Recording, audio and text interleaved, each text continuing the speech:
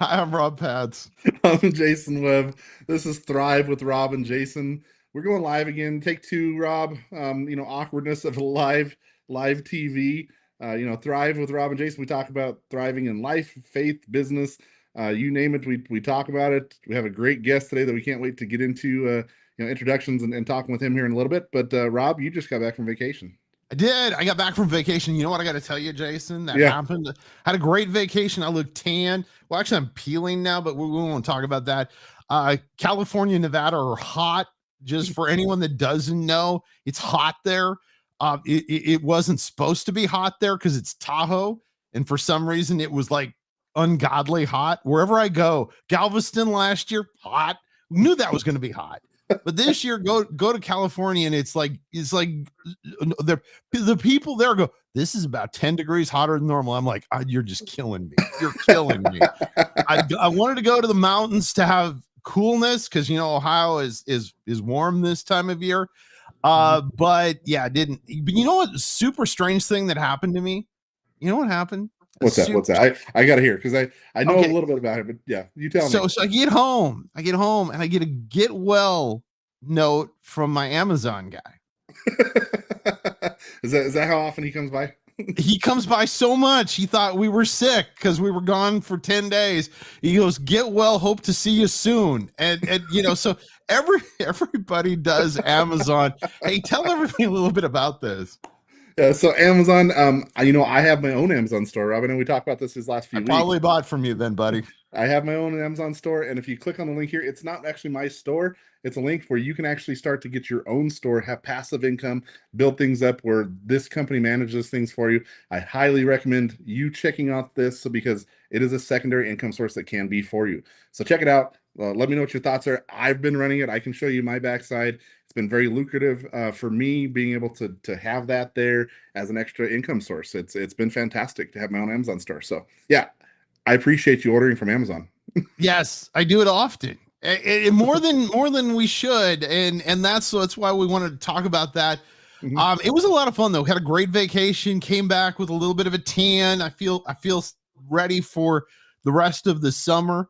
Though, the one thing I have to say, if you have your vacation like you did, you were a week before me. Yep. On vacation. The only worry I have about this is that there is a lot of summer left. There is, right? But see, I'm okay with the heat. Like heat is completely okay with me, Rob. We were just talking about this with my family last night. It's funny to bring this up. The Ancestry DNA testing. I got mine back. We're going to go through there, and it tells you things that you're susceptible to, and things within your DNA. My DNA, I tolerate heat well, and my family is making fun of me for this. See, I'm Scandinavian. Yeah, it gets above 40, and we start like peeling clothes off. We're like, no, it's hot. It's hot. Oh yeah, you betcha. This is hot. So no, I'm definitely not good with that stuff. But man, I have to tell you, I'm excited about this guest. Me too. He's a cool dude. Even if he blew me off last year, which he'll tell you about coming up, man, he avoided me. I even wished him a Merry Christmas. And I don't think I even got a text back. I checked today. Don't think I got a text back from him on that. But maybe we're setting a precedent. You can avoid me and then you meet Jason and all of a sudden you're on the show. So I guess that's how this works. But hey, listen, I want you to introduce him, Jason. Yeah, definitely. Anthony Cronett is an incredible guy. I've got to meet him just in the last few days. We share a very similar background. It was scary and a lot of things that we've done in our lives currently and in our past, and just even in what he's doing currently with Real Men Ministries. Anthony, tell us about yourself. Tell us about your background, your Real Men Ministry. We'll dive into a lot of these things, but just give us a quick overview, brother. Yeah, first off, I want to say thank you for allowing me on the show. And Rob, I'm so sorry. I'm sitting there in the green room and I'm going, oh my goodness, he's right. I did not text him back. That was not intentional. I'm not a complete jerk, right? I try not to be. And so I apologize about that. But yeah, thank you guys for allowing me on the show, even though I did blow him off, And so a little bit about me, I'm married. have been for 21 years, to a beautiful woman, and the greatest gift God has ever given me. I've got 6 kids. I've been doing men's ministry for probably, I don't know, close to 10 years or so, and so God's just kind of taken that men's ministry and just adapted it. We've got a book out, Framework for Biblical Masculinity. Go ahead and give a plug for that there. Yep. We'll throw that up there too. Yep. And then, of course, we have the podcast, Real Men Talk. All that is geared towards discipling men, trying to equip them to be leaders of their homes, their communities, and their churches, godly, courageous men. And so, yeah, man, that's me in a nutshell, and I love it. I love it. Yeah, man, just your heart with men's ministry has been amazing. Just our conversation so far. As you see, we're kindred spirits with a lot of different things. When we talk about our show being Thrive, it's all about thriving life, business, faith, everything. You have your own business too. Yes, I do. Yeah, I have a small business. I run a dump truck, excavating, different things like that. And so, yeah, I have real men work, as we talk about. That's right. That's right. Real men work. We do that. Yeah, my background, being in truck driving, that industry for years. I never was a truck driver. My grandpa, my dad, my aunt, we had that in our family, and so we had some really cool talks when it came to that pieces of it. Working in the construction side, tires. So, man, I love you, man. Like I said, we're kindred spirits on a lot of different things, and I know I told you a little bit in my life about how the men's ministry is really where I found God. What inspired you? To really start Real Men Ministries? Well, so it's actually funny. So I was a supervisor at a factory, and I started a small Bible study just at lunch and stuff, and I just had men, just kind of pouring into it, right? You're in a factory, you've got all types of men and different things like that, and so it kind of grew, and we had to move it outside of the factory and in this little town, and so I knew the guy that pastored the church there, so we moved it there, and it just adapted to men. Well, then as that grew, I began to notice that there are so many men who are hurting, right? Mm-hmm. That want to be good men, that want to be godly men, and they have no idea.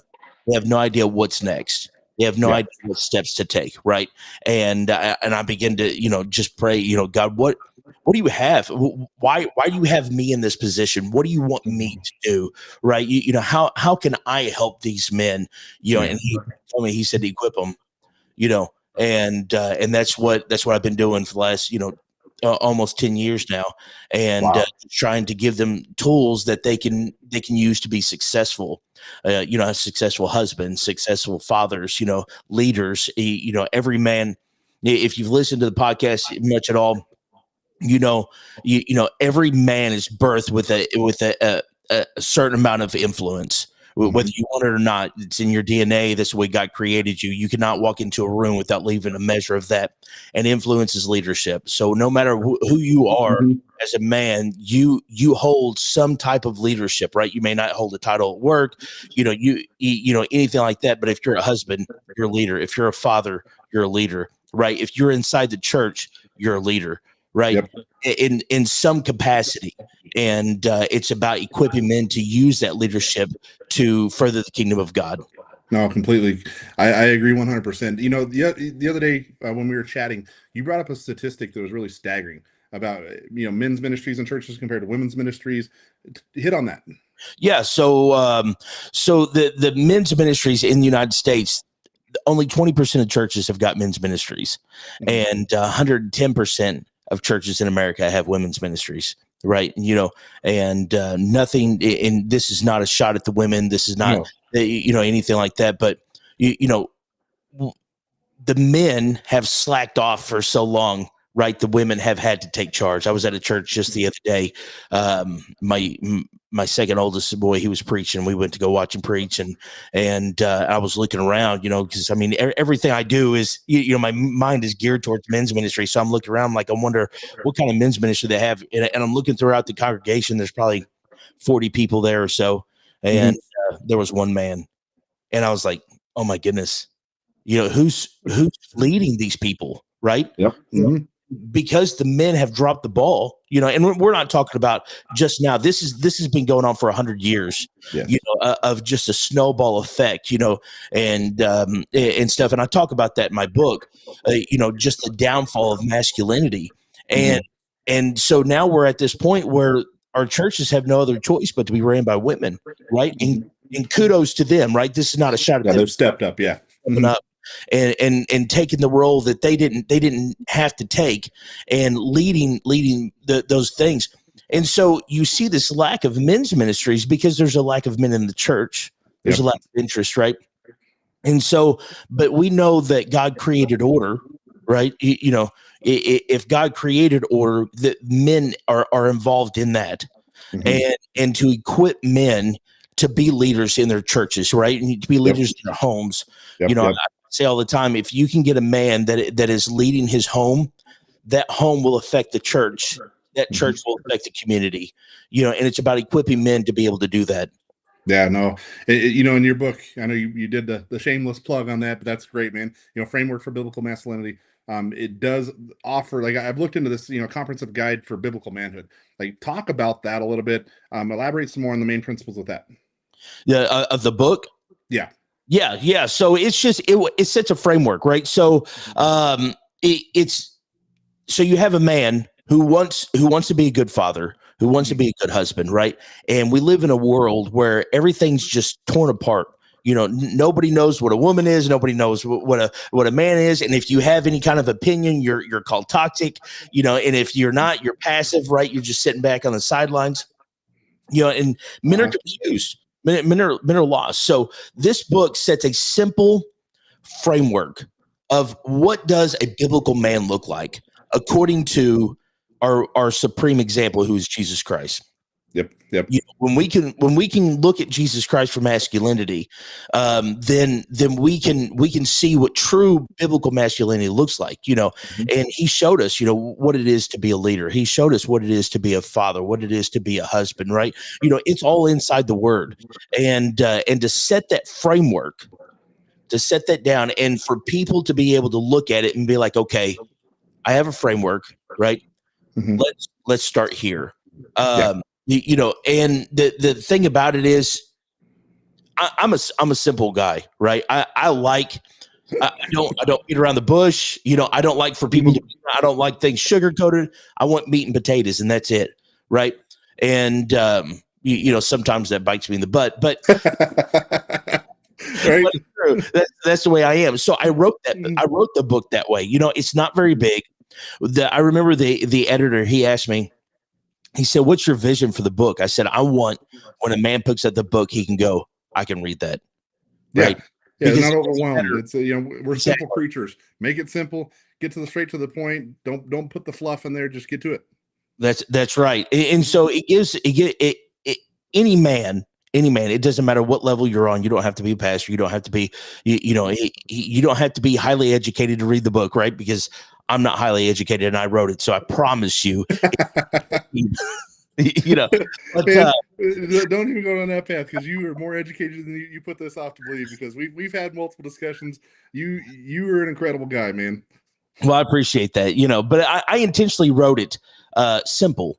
You know, because I wanted to be accessible to anybody. I wanted any man that wanted to grow, that wanted discipleship, can be like, okay, I can start here, right? I can start here, and I think it's a great start. And you know, in conversations that we both had about that book, there's a second book that you're working on. There's some curriculum that you're working on. There's a lot in that space. So talk about that.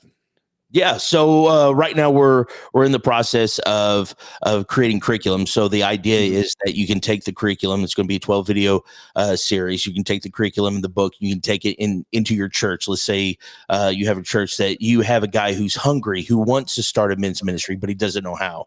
This is a starter package. Right. This will be a starter package. You can come in, you can take the video series. Okay. So this is where we start. Along with that, you know, gives access to coaching for men's ministry leaders from me, you know, being able to, okay, so I'm dealing with this. How do I do that? You know, and so that's kind of the vein of the curriculum behind the book. And I'm starting the second, which is just basically a continuation of framework. Okay. And it is how do we cultivate a culture of biblical masculinity? Yes. Right. So now that we have a framework, how do we take this and pass it to the next generation by forming a culture, right? You know, I think people underestimate, especially the church, underestimates our culture. Oh Does yeah, that make sense? yeah, no, completely. You know, The generation of men that we are, we're roughly the same age. We grew up in a different era than our fathers, and it had been pushed more to women because you think about this, you know, in the baby boomer generation, you know, the man was the breadwinner. The way the economy was, they could provide for their family where there was more stay at home moms and different things. I'm not saying anything bad about any of this, but as our generation grew up, both parents ended up having to work, and right. the enemy started using this stuff to really divide and cause some issues. And so I I love this, man. The Real Men's Ministries, like I told you, this is where I found God, was in through men's ministries myself. I have a huge heart for men's ministries, especially as we raise up the new generation, bringing Yeah. our sons into the fold. Like you talked about your son speaking, that is incredible stuff, man. How old are your kids? So my oldest is getting ready to turn 20. Mhm. He's actually in college to be a worship pastor. My second oldest, he turns 19 this year, and he's going to be a pastor. And then my youngest, so you got 20, 19. I got two 16-year-olds, 11-year-old, and a 4-year-old. And so my 4-year-old was a surprise, right? Funny story. If you want a good laugh, here you go. So we found out my wife was pregnant 2 weeks after I had scheduled my vasectomy. And yeah, it was meant to be, you know, like God was like, hey, you're not done yet. You're not done yet. Yeah. And so I cried for 2 weeks, but now I don't know what I'd do without him, you know? And That's so, awesome. but yeah, it's Hey, been, mine range about the same. I have a 19-year-old daughter, 16-year-old daughter, 7-year-old son, and a 4-year-old son. So you get got it. the range as well, man. But You get hey, so you do lead an in-depth study on apologetics with Palace of Praise, right? Yes. Talk about that. Yeah, so a couple of years ago, I got into apologetics, and I have it in the book. I love apologetics, right? So there for a while, everything I did, you know, every podcast I listened to, every book that I read, everything was engulfed around apologetics, and I got noticing that most people don't even know what apologetics is. Like That's what I was going to say. Yeah. Define it, Anthony. Define it for everybody. So there are probably people out there that don't know what it means. Yeah. So the first thing that I get all the time was why should we apologize about our faith, right? Yeah. And that's absolutely not. So apologia comes from 2 Peter chapter 3 verses 15 and 16, right? It talks about always being ready to give a defense for your faith, right? Yep. Well, that word defense in the Greek is apologia. Right. So it's the same term that we use in the court of law when somebody is given a defense, you know, for or against. Right. So it's basically defending your faith. Right. You know, creation, you know, the accuracy of the word of God, you know, all these different things. And so in being able to give Christians tools to combat skepticism, atheism, you know, other religions that pose, you know, that you know, say that we're not, you know, it's wrong, right? And so it gives you facts. And this is, and again, this comes back to my personality. I am a meat and potato guy. I love facts, right? and so, and you said you weren't smart, man. You already quoted scripture, and come on now, like it is about understanding and defending our faith in today's society. That's at the core of apologetics, from what I know, right? Yes. Am I correct? Yeah. Yes, 100%. And so being able to give them tools and stuff like that. And so I noticed that nobody really knew. Nobody understood what apologetics was, you know. And I go to, you know, our church runs, I don't know, maybe about 1,000 people or so. And I'm going, how do you guys not know, right? And I'm like, how do I get this to them? So I started teaching a Sunday school class about apologetics and just you know, just the foundation, right? There are people out there that are a lot smarter than I am, that have wrote books and, you know, and all this stuff. You know, somebody asked me the other day, you write a book on apologetics? Probably not, because there are so many people who have done such a good job, right? That are so much better, so much educated. They're college educated. They know all these things, right? That I just gleaned from and stuff. And so, but on a local level, right? The average churchgoer, they don't even know what it is, right? And so I begin to wonder, and I put this in my book, if we don't know what we believe, how do we tell somebody else? Right. Exactly, right. That's the thing. So, it is about defending your faith, but at the same time, it's about having the confidence that you know what you believe, right? Yes. How, as a man, as a leader, right? How am I supposed to tell my children what I believe if I don't really know what I believe? If I don't know the scripture, right? If I don't know, the importance of understanding, that Jesus really did come, he really did die, he really did raise from the dead. The Bible really is historically accurate, and all this stuff can be backed up, right? And the evidence proves to a creator, right? All these these are facts. This is not. Yeah, it's historical facts that can be proved not just with the Bible, but other ways. And also just looking at the Bible, it is still a living work. Every time I read that Bible, it changes every time in terms of how it interacts with me and what my life is today. So it's as relevant today as it was, 2,000 years ago. That's right. The facts are the facts, and that's a huge piece of this. And as men, again, kind of being demasculinized a little bit here, we have we've kind of shied away from that debate topic, or really holding any kind of values in this, like saying, hey, this is our true beliefs. And there's a movement on there where that's not the case there. We need to be able to bring in everybody's beliefs, which we can understand that and have respect for that, but also still standing on our own beliefs. That's right. Well, the church. So I read a statistic by Barna Group. They did a statistic, and it talked about only 17% of people who sit inside of church have a biblical worldview. Yes. Right? Now I don't know about you. That's absolutely heart-wrenching. That's right? low. Yeah, that's low. Yeah, you figure only 9% of the population in the United States. Mm-hmm. How do I want to say this? Only 9% of them in the United States claim to be even be a born again Christian, and then only 17% of them have a biblical worldview. Like that's tough, right? No wonder our nation is on the brink of falling apart. We're moral corruption at every corner, right? Because not even the church knows what it believes. Yeah, exactly. Not even the church. And so if it's going to change, we as men have got to stand up and be like, okay, there is truth. Mm-hmm.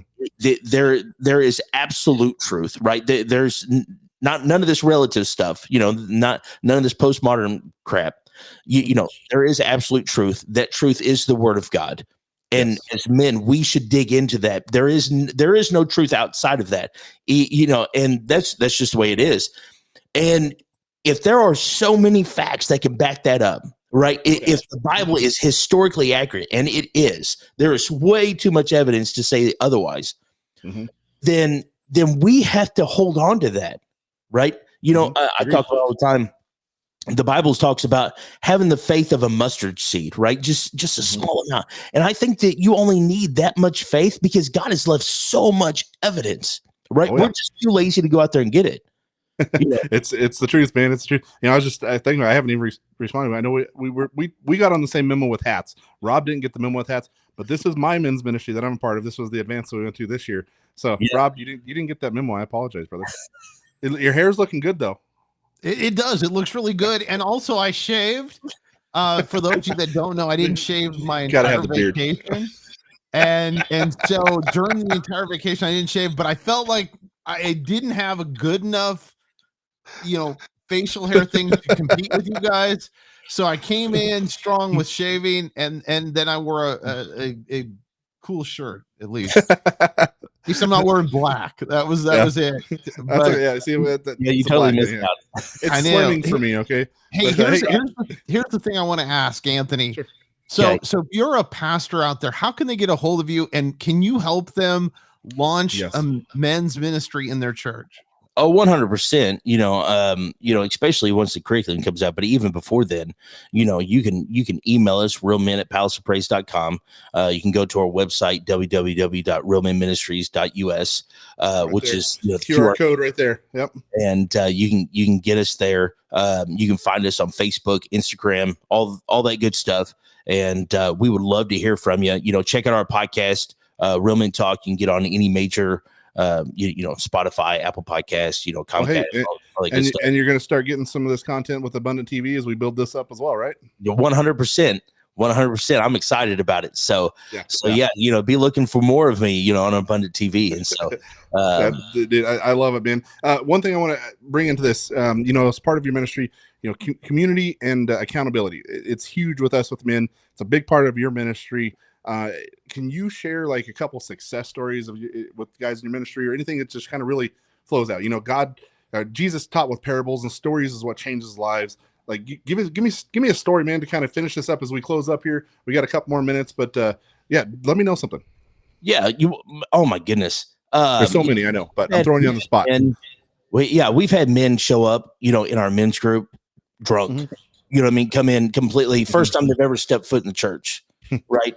And as men, you just take them in, right? We're supposed to love like Jesus, and some of those men today are running their own ministries, right? They come in broken. They find Jesus, right? Just like you did through men's ministry, because they feel that, they would have never showed up to a service where there's 1,000 people. They would have never done that. You hear the corner. We'll stay behind. We won't lock that door. Yep. That's exactly right.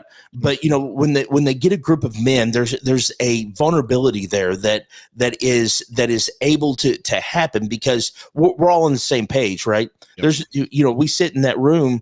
There's nobody greater than anybody else in that room. We're all struggling. We're all trying to be good husbands. We're all trying to be good fathers. We're all trying to be good men, good leaders, right? And so to set that atmosphere, and then somebody like that come in and just feel accepted, to come in and be like, okay, so I don't have to continue living the way that I am. I see that I don't have to be perfect, right? I hear all the time, well, I've got to fix myself before I get in the church. Well, that's not. You won't ever find that in the Bible, ever, anywhere, right? You come broken. You come broken, yeah. That's right. You come broken, and you let Jesus fix you, right? And we're just tools to help push you in that direction. And I love it, man. I love to see lives change. There's hundreds and hundreds of stories, man. I've seen it. You've seen it. There's a lot of viewers here. Your ladies that are watching this. Get your husbands to check out Real Men Ministries. Get them on there. Check this stuff out. This is incredible stuff. It changes lives. It changes communities. It changes churches. You got to think, men, we're designed to lead. When you have a strong men's leader or men's ministry in a church, your church is going to thrive. And it's not that we are one flesh together. So please don't take that in any other fashion than it's just trying to build up leaders within men. And the Real Men's Ministry, they're doing that. And Anthony, and you are an incredible guy, dude. This relationship is going to just grow and thrive as we talk about thrive. You are the epitome of thrive.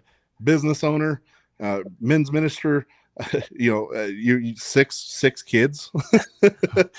Man, this is incredible, man. I'm so happy to have you on the show today, though. Man, hey, buddy.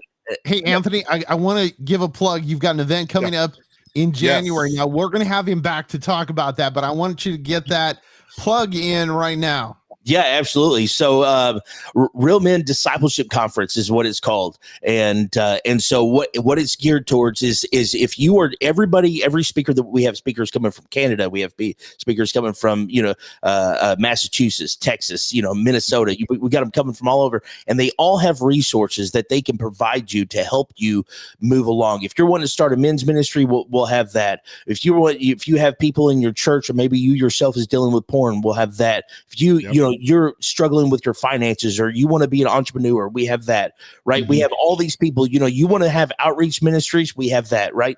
And so all these people will come, discipleship, discussion, rubbing elbows with brothers that are just trying to serve Christ and further the church.